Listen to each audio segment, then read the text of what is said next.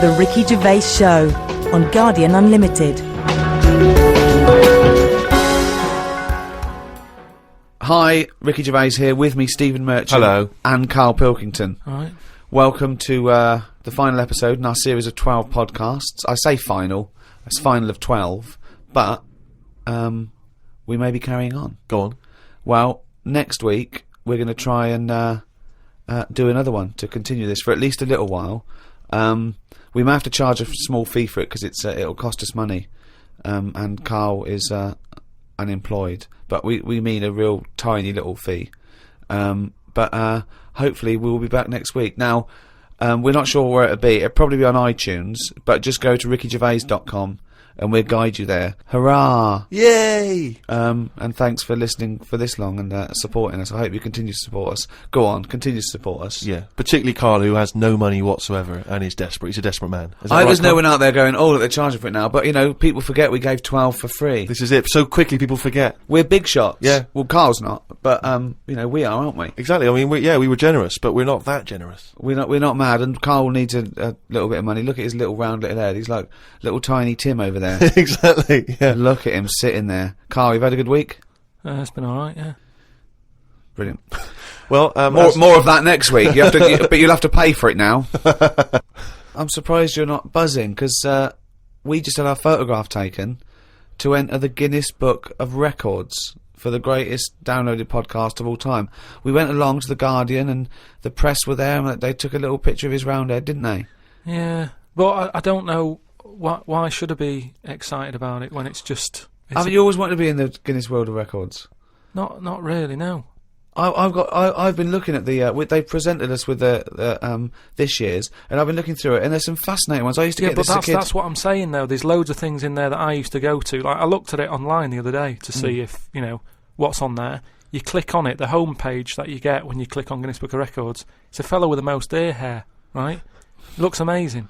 So that, to me, is what the Guinness Book of Records is about. Sorry, you're impressed with the bloke who just happens to have the most ear hair? No, but it's commitment. He could have shaved it off, but he didn't. He left it. Yeah, no, it's less commitment. But that just grew. We actually bothered to do a podcast. All right, forget that then. The one with the rings on the neck where they stretch the neck so their head's tall. That's commitment. If that didn't work out, he's stuck with that head, and he didn't even get in the book. You're stuck with that head, and you have got in the book, so be happy. What if it's a stitch-up? What if you're under roundest head? I'd be a bit annoyed. Why? Just because I don't... I mean, have you got a choice? Say, like, the fella with, the small man. Say if he's not happy about being small. He's trying to go about his life. He knows people are looking at him, pointing at him, going, look at him, he's tiny. But does he want to be in the book? Oh, I think they've got to give their consent. Have they? Because if the smallest wasn't willing to be in there, they'd go, the second smallest man is so-and-so, he was willing to be in here. Yeah, but the smallest one is Frank, and he didn't want to do it, so again, he's in it without wanting to be in it. No, but I don't know. He's got you there, Rick. I don't know if they do. I don't know if they go around. I think that you'd have to be complicit in it for them to measure your head and say this is the roundest head on the planet Earth. Not, you know what I mean? But then what do I do with that? That's what I'm saying. Is it something you put on a CV? I don't see the point in it. Well, I think you are the fellow with the roundest head, and I think a lot of people know that. Because also, I've noticed when people ask for a picture of you, they don't say, can I have a signed picture of Karl? They say, can I have a signed picture of Karl's head? Which is a weird thing to say about a human being, isn't it? They go, look at his head. Look at his head, not look at his face. Or can I have a picture of him? They say, can I have a picture of... Have you got a picture of Karl's head? Why are they allowed to mention that? And the thing is, like, we're on some sort of broadcasting medium where you don't even see my head, so it's not important. Well, I can't see your head because the mic's perfectly round and it obliterates it out like an eclipse. But what I mean is, it doesn't matter, does it? For doing what I do, it doesn't interfere in any shape or form. But the thing is, Karl, what people are fascinated with, and I've said it before, you've got a head like a fucking orange. We'll be charging for more information like that from next week.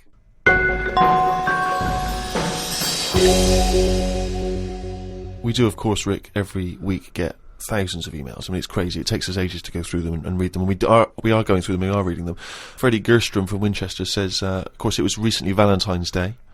What's the most romantic thing that you've done for Suzanne, Karl, that you can think of? I don't really do all that. Sure. Valentine's Day stuff. It's just... The problem is, if you do it once, they expect it every year. Yeah. That's the problem with Christmas and stuff, innit? It's like that's what you do now every year, every day. Yeah. So I prefer to just sort of wait. You know what I mean? And you know, if I think of an idea or I know of something that she wants, I might get her something, but I might not do it on Valentine's Day. It's that thing. It's like how I've said about Pancake Tuesday. Make it Pancake Wednesday. Have it when you want. Why am I waiting? Why am I waiting for someone to tell me when I can have a pancake? I'll have it today if I want one. Yeah. Do you know what I mean? Whereas Pancake Tuesday, no, I won't bother. I'll have trifle. So it's the same with this. You know, with Suzanne. Luckily, right? I mean, Valentine's Day and what have you. She was ill. Luckily. So we didn't have to go out. So I'd say, is he asking for advice? Well, I suppose, yeah, certainly you may as well give it. Treat them when they deserve it. All right. I remember once when Suzanne was ill, she had a fever, but there was no food in the house. What did you suggest to her? She was too ill. Well, to it was when we were still living in Manchester and that, and you know, we needed to get some food in for tea and stuff. And I said, come to the supermarket. She was like, no, I'm ill, you go. And I hate buying food. I just sort of get a bit blank when I'm looking at it. There's too much, isn't there? That's the problem. You go down all these aisles and there's just too much. So anyway, I said, no, come with me. She was like, oh, but I've got this fever, I'm hot and everything. So I said, well, come to the supermarket, you go on the frozen aisle, cool yourself down. And she did, and she said, you know, it made it worse, she was ill for another 3 days, but... How would you go about chatting up a woman in a bar? What tips could you give? I've never worked like that. It's always been like a friend of a friend and all that, and just happened to meet them, and then you know you have a chat, and then. How did you meet Suzanne? That was when I was working with her, and she gave me 20p for the hot chocolate machine. She never asked for it back. Thought she's all right. Been there sort of 11 years, so it works. Has she ever given you that? You've never given that 20p never back? asked for it back. Did you return the favour, perhaps on the next date? You buy her a Kit Kat or something? No, I don't think I did. I think word got out that she liked me and that. And what did I do? I think I did some work for her. Did some editing for her to sort of show off my skills and that. Sure. And she was like, "Oh, you're good at this, aren't you?" I was like, "Yeah." And I think she got us another drink because I was doing that editing for her in my own time. So you're up on the deal, aren't you? Because I know now, I know for a fact, you've not spent any money on her in 11 years, so you're 40p up. At least. Lawrence from New York says, I was wondering how Mr. K. Pilkington would interpret this famous saying of philosopher Ludwig Wittgenstein. The quote is, if a lion could talk, we could not understand him. Even if he's English? Yeah, if a lion could speak English, so there's no language barrier, he's speaking English words and using all the correct grammar and everything, but you wouldn't be able to understand what he was saying. Why? Because it is from a different world. His frames of reference would be so bizarre that you wouldn't be able to get a grasp on what he was talking about, because you'd have so little in common, even if he used real words. No, but he's talking English. Yeah, no, but his reference points would be just so far removed. You know, they're removed slightly when if you saw two people talking about Kierkegaard, you'd I hear, wouldn't understand it. Exactly. So remove that 1 billion times to a different species with different input. No, but it depends. If I'm talking to a lion in London Zoo, Yeah. he'll be saying, "Oh, I'm fed up of being stuck in here." I'll go, "Yeah." It's like that. It depends what his background is. I mean, there's some people who might have lived down the road from me, but have a totally different life. Absolutely. So it doesn't matter that it's a lion, does it? Well, yeah, because they're just trying to remove it even more. So now it's not just a bloke who lived a few doors away. Now it's not even a bloke. Now it's not even... Yeah, but I'd pick something smaller, or something, you know, a worm without a mouth. I'd go, definitely not. What? Definitely not what? I wouldn't be having a chat with it. I just think that a worm that's underground, what's it got to offer me? He's blind and it hasn't got a mouth. It's not going to be a good day out with it, is what I'm saying. It's not going to have that much to say to me, even if it's English. Right? Even if it's English! And how can you tell if a worm is English? Does it wear a very tiny bowler hat? Oh, Christ. But do you understand... What about a jellyfish? No, you see, I think that's where you can say you wouldn't be able to have a good chat with them, because to me, the sea might as well be another world, Yeah. right? Yeah. In a way, I think the fish sort of have more rights than us. What do you mean? Just because when whoever made the world, right? Yeah. Say, you know, we're just bigging up God, but if Yeah. I was to have a go at him, Yeah. I'd say you added too much water, Criticism 1 to God, right? So How would you have changed that? Just more land. Fair enough. Now, why have fish got more rights than us? That was what I was interested in. Because there's loads of them, and when you look at the amount of sea on the world, right? There's loads of that. You only have to like you know, I was in Malaga the other week, right? And you know, you look in the sea, there's loads of different fish, and that's just in like 8-foot water. If you go miles out, there's like all sorts of weird fish, isn't there, with like lights on them and everything. So, and there's just millions of different types. Yeah. Now, But why does that mean they've got more rights than us? just because I think, you know, rights come in numbers, don't they? If you know what I mean. Like, if there's one of you shouting, people go, oh, he's an idiot, shut up, whatever. If there's loads of you shouting, they go, oh, best listen to them, see what they've got to say. right. And that's what I mean about fish. Yeah. There's loads of fish, Right. so But they're not really making their voices heard, though, are they, Carl? Yeah. I know, because they're underwater. But what I mean is, I don't know what I mean.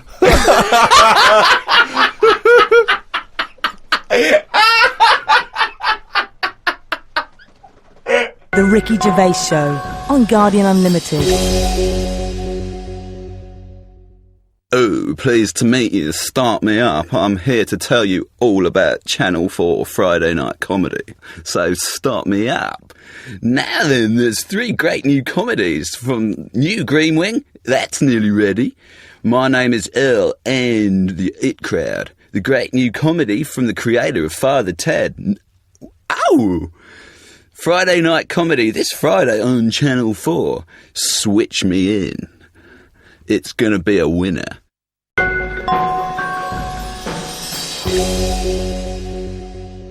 Carl, right?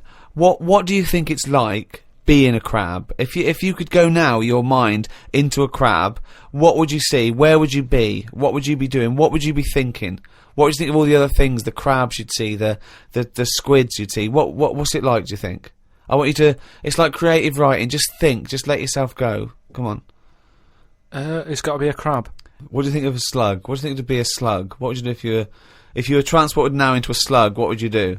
And Suzanne, you're suddenly in the kitchen, but you're a slug, and Suzanne's sort of like there, just making tea and that. How do you let her know it's you? It's impossible. I'd just chuck myself into the salt pot or something. No, because what do you do? I'd hate that. That would be horrible, that. Oh, God. Have you ever read Franz Kafka's Metamorphosis? Don't In which think a so. man wakes up and he's turned into a giant beetle? And that's the whole story. I think it might be of interest to you. So what happened to him with the beetle? Well, I don't want to ruin it for you in case you read No, it. I but won't be it's, reading it, don't worry. He joined a pop group with 3 other people. He was brilliant. No, it's a really wonderful book. It's a kind of almost heartbreaking because, of course, he does, like Ricky's saying, he finds it very hard then to relate to other people, even though he still has the consciousness of a human. You know, his parents, his rest of his family, they don't know how to deal with him, you know, because he's a giant beetle. He becomes a freak, he becomes an outsider. It's terrible, you know. But hang on, though. Is he a giant beetle? Or Yeah. is he...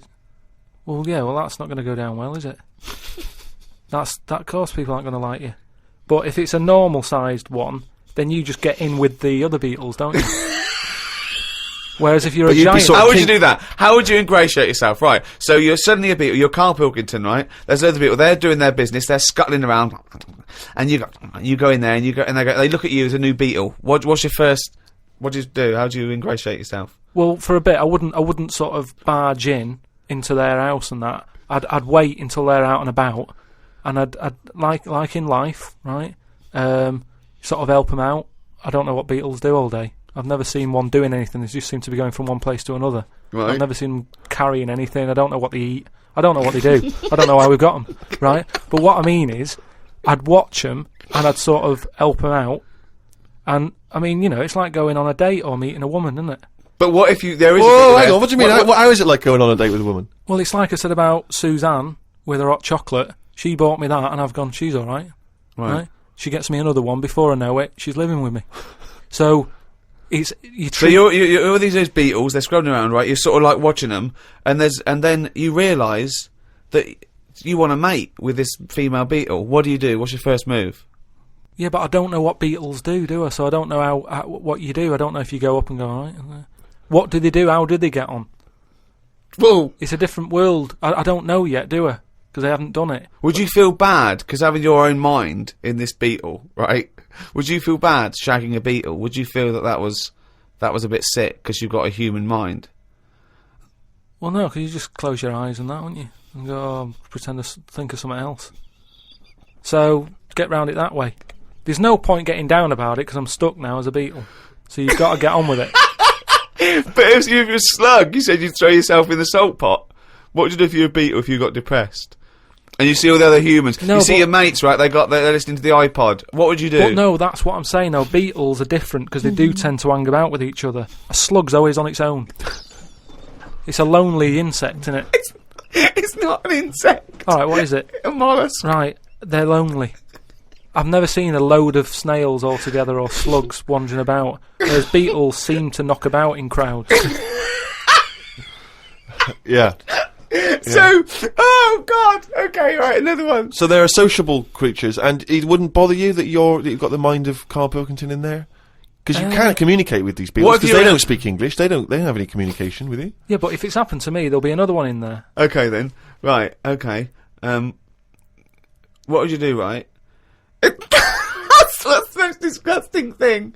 What could it be? Well, what would you do, right, if you were suddenly a fly, right, and you were knocking around with the flies, right, and you had to land on some excrement? Yeah.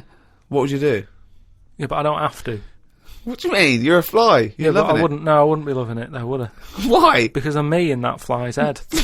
So I don't think other flies would be going, come on, join in. I'd just be like, no, I'll wait here, wait, watch, and that. Because I don't see why they have to do that. What would you do, right, if you had to go back and you were in a, you were had to go and put your mind in like the an unhatched egg of something, like maybe one of those that a wasp was injected in a spider. So you know you're in an egg, right, which is really uncomfortable, in a spider. How would you feel about that, Karl? You're a baby wasp in the abdomen of a spider. And I know everything that I know now. I'm sat in there. Yeah. And now I'm in a spider as an unborn wasp. What the fuck am I doing here? What's going on? I don't know what I'll do there. Probably try and sleep. There's nothing else to do, though, is there? I just pray to God it never happens. The Ricky Gervais Show on Guardian Unlimited. I don't believe it, he's written it down! Well, that's the jingle that signals it's time for more extracts from Karl's diary, and we'll lunge straight into it. Wandered down Carnaby Street. There was a happy homeless fella. I gave him £1.50. I thought of a tongue twister after giving him the money. It goes, if you can't treat a cheerful tramp, what sort of tramp can you treat? It's good, that. All Say right. it fast. If you can't treat a cheerful tramp, what sort of tramp can you treat? Yeah, good, isn't it? Good, that, yeah. You've got too much time on your hands, Karl.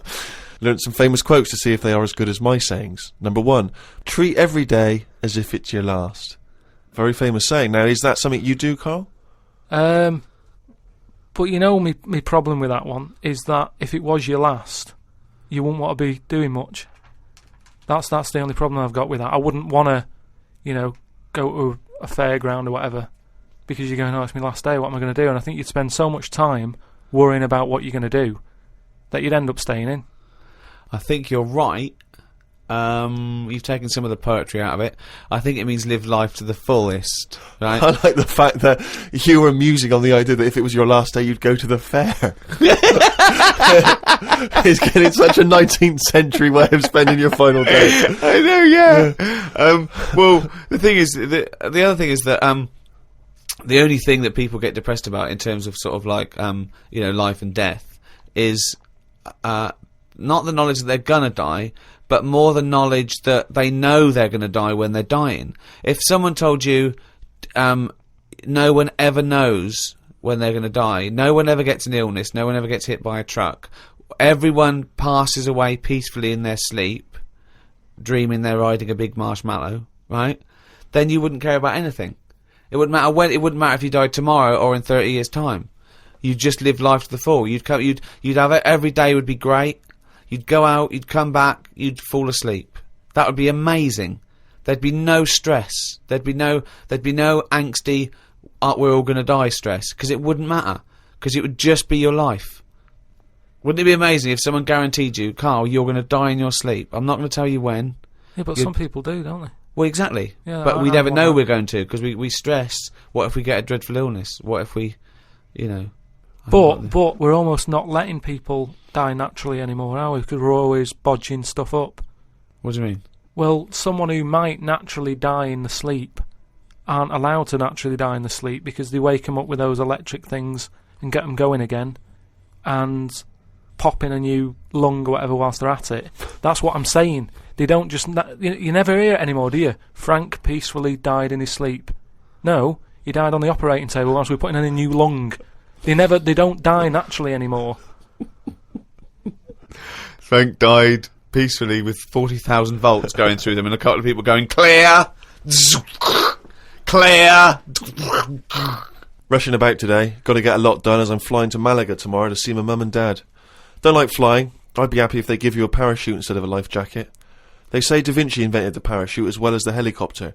He never got round to making them though, because he only drew them on some paper. Got up at 5 a.m. as I had to get to Heathrow to get on the plane to see mum and dad in Malaga. Went out for a drink with a cousin who lives in Spain. Ain't seen her for 27 years. Oh, that must have been tricky, making conversation. I didn't really bother. Because where do you start? I might as well go up to anyone in the street and start having a chat. Yeah, you have to go further back than...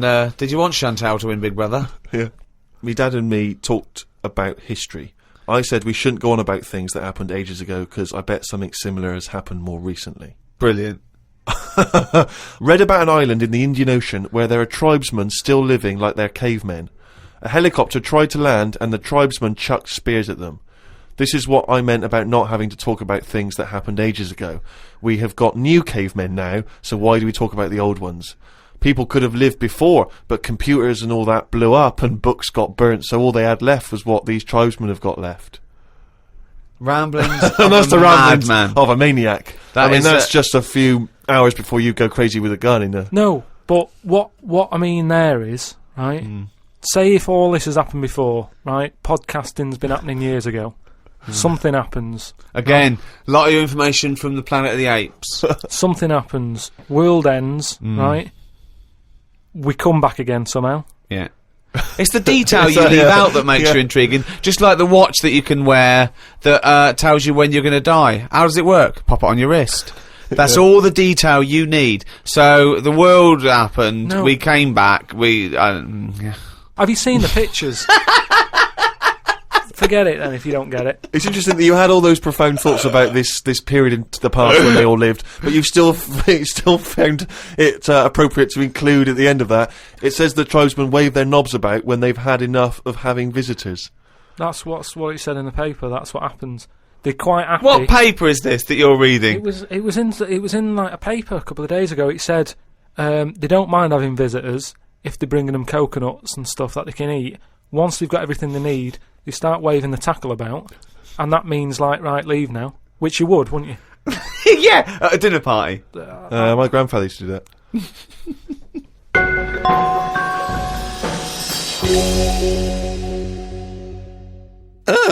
Well now, what have we here? I'm here to tell you all about Friday night comedy on Channel 4.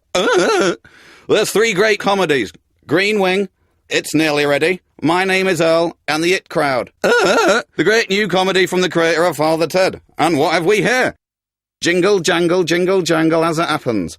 Friday night comedy, this Friday on Channel 4. Switch it on. Now then, well now, the young man. Well now then, well now then, young man.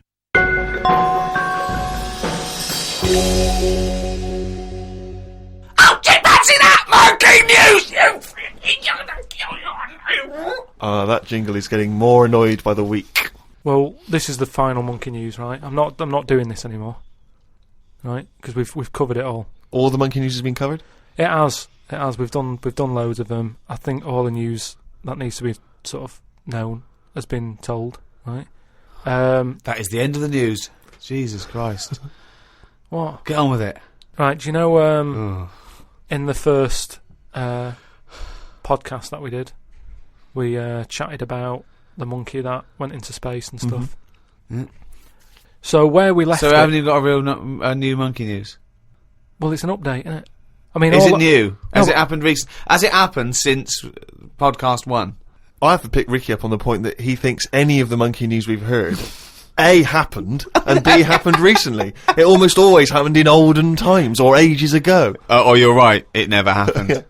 Right, anyway. So, like I say, the first monkey news, it was about this monkey that went into space. This was the one that was fed by bananas that came out of a little chute on the spacecraft. Yeah, it went up there, did a really good job. It was taught how to press the buttons, hit the left button for a banana, you know. Right button to go right. whatever, make history and go into right and space. stuff. Right. What do I want? Not more banana. You haven't taken off yet? More banana. Oh, we shouldn't have given him a choice of banana or a change history. We should have the right button. We should have fed him before he went and only had a right button. He's at the left button again. He's just eating bananas up there. What's going on? It's costing us a fortune! Hey, little fucker. Press the right button and do something. Oh, bananas. Hey, hit the left button again, the little fucker. So anyway, yeah, I told you, he went up there, he came back, he could never get that The high exactly, again. yeah. You know what I mean? He tried other things. I think he tried to get a band together and that. Right, so anyway, there was loads of monkeys that were signed up to this NASA program, and it was 1961 when this little monkey called Ham, that was his name, so a bit of an update, that's the same one as I talked about, his name was Ham. As well as him, there was one called Enos. He went round the world loads of times. So anyway, what I found out about it since then, Ham went up there, did the left-right business with the bananas. Enos, they didn't put as much work into the trip when he went up there, and something went wrong with the machinery. And do you know how you get a banana for the left button and all that? It's official now. There's 2 buttons in this spaceship. Banana dispenser and everything else. The right button is everything else. But it worked the other way. The machinery went weird. Oh no, really? So it meant that the right button would give him a banana. Right. The left button did everything else. Oh no. How did So that, how what? did So that what had happen, been though? taught? What? This is the problem with electronics, isn't it? Well, no, I don't think No, that's... apparently this is the problem. But the good. I mean, honestly, look it up if you want. This is all online, by the So way. what happened when it all went haywire? What occurred? Look, Carl, this is online and it's bollocks. Luckily, Enos, because he'd done a few trips, Right, he so was he was like, experienced. "Well, I know this isn't right. As much as I love bananas, this isn't right." That was his thinking, of course it was. So anyway, so he came back. They were all like over the moon with him. He you said, know I what mean? can't work with these conditions. Good mission and everything. Well done on working it out. He sorted all that out. It moved on a few years. Armstrong's gone up there. Buzz and that other fella, they've been up there. The monkeys aren't needed anymore. But they were like, we've got all these monkeys who have done NASA training. What are we going to do with them all? And they had to raise £14 million to make them like an old sort of chimps home for retired Retired NASA-trained monkeys. Chimpanauts. Something they've got in there is like a little museum, right, of all the missions and that they've been on, so they can sort of, even though they're not going to be going into space again, they can almost relive it and reminisce of the times that they've had. And They're reminiscing with each other, are they? just sort of going, chatting oh, about the remember old that time when it all went wrong, the button became the left when it should have been the right and all the rest of Yeah. it. They just, you know, sort Talking of about old times, talking yeah. about old times and what have you, like old people like to do. Yeah, Sure. And yeah, that's it. So if you want to like give some money towards their home, Right. you can go to like savethechimps.org, and it's all there. All that information that I've given you, it's all there. You can. sort I'd of be help 'em out. surprised if all the information you've given us is there. It's all there. I'd be very surprised. It's all there. Just retired, you know, monkeys and that who have done the bit. Perhaps we should retire Monkey News to that same place. That's what I mean. So, you know, I hope you've enjoyed the monkey news and that. That was the last one. Look after the monkeys. Do your bit, because they've done their bit. That's it, yeah. But just because I'm not giving the news, look it up. Do you know what I mean? It's all out there. Don't be ignorant. Wise words.